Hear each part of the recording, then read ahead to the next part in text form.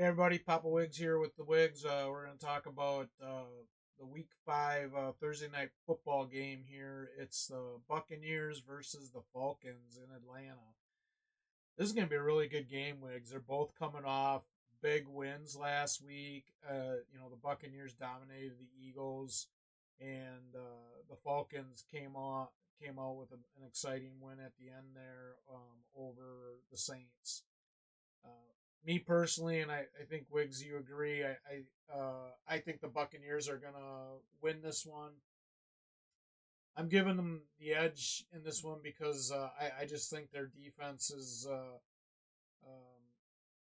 gonna overpower the Falcons' offense. I mean, I know they got Kirko there and stuff, and but I just think they're going to be too much. Plus, I think that they showed last week how dominant their offense can be. Baker Mayfield, he's looking a lot better than Kirk Cousins right now. He's definitely in a rhythm with his receivers, and I think their running game obviously needs to improve. But I think that they have the edge here, even on the road. I give the edge to the Buccaneers here. I mean, a couple key players for me in this game. I think Rashad White's got to have a big game. They got to get him going. I know a lot of people are down on him right now. I think if they can get Rashad White going here, it's just going to be more beneficial for the rest of the guys on the team. I mean, Godwin and Evans have looked good. I also think that Otten could have a decent game here as well. And then on the flip side, I know I sound like a broken record, but I mean, I don't understand. They need to get the ball to Pitts. Pitts has got to have a big role in this game against Tampa Bay because I think Drake London is going to struggle because he's going to be double teamed with the tough defensive backfield of the Buccaneers. Obviously, I think Mooney and Ray McLeod are going to be um, involved in this one because of the double team action on London, and then Bijan,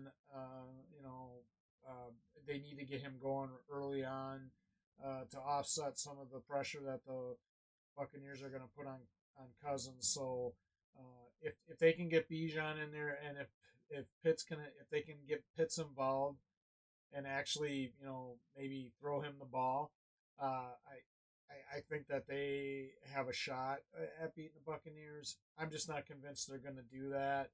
And so, with that being said, I'm going with the Bucks on this one. I think it's going to be.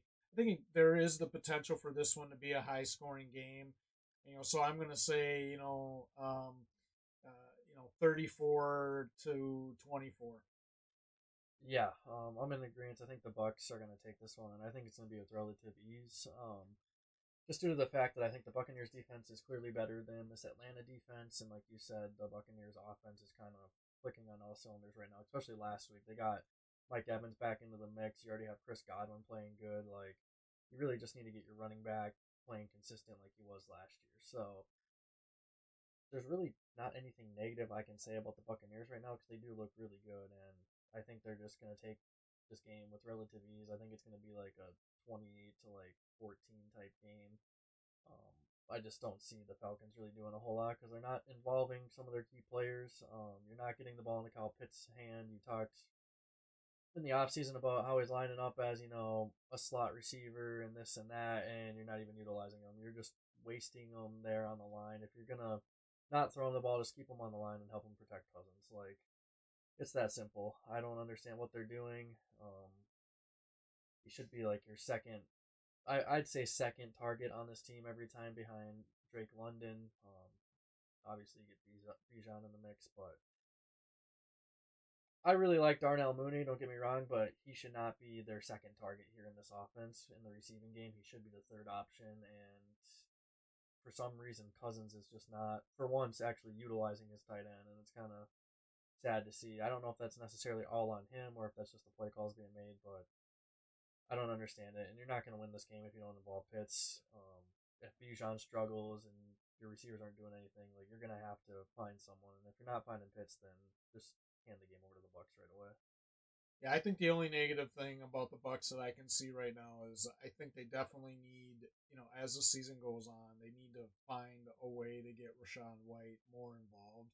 He hasn't he hasn't been as involved as he was last year, and luckily they haven't really needed him, right, Yeah. Wigs? I mean, they're 3-1, so they're obviously doing something right. But I think they need to get some balance there. Take some of that pressure off of Mayfield. Not that Mayfield can't handle it. I just think that Rashad White has a lot of talent, so they should try to get some balance in there with him. And I agree with you.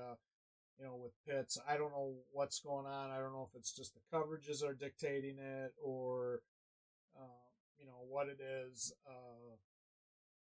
I know a lot of times Cousins likes to get the ball out of his hands right away, so I think that he just tries to get it to that open guy right away and stuff. But I think if you want to be successful, you have to get him involved. He's just way too talented not to get him involved in that offense. And he to me he's one of the best tight ends in the league. Yeah, his numbers might not show it, but if you look at just his ability, his route running, the fact that he can line up anywhere, he should be, he should be used a lot more in that passing game. So it'll be an interesting division game, definitely. I mean, the winner of this game, I believe, is going to be, they'll be number one in their division. I mean, if the Falcons win, they'll have the edge over Tampa Bay because they beat them. Tampa Bay wins, they'll be 4-1. So yeah, this is definitely going to be a big game, probably one of the better Thursday night games this year. So it should be interesting to see how it shakes out. So, anything else to add, Wiggs? All right, well, with that, check us out, Fantasy Fools PPR on YouTube. We're on Snapchat, X, TikTok, Instagram. Like, share, subscribe. We hope you're finding this content helpful and another resource that you can go to. If you got any questions or feedback, feel free to reach out to us. And until next time, see you soon.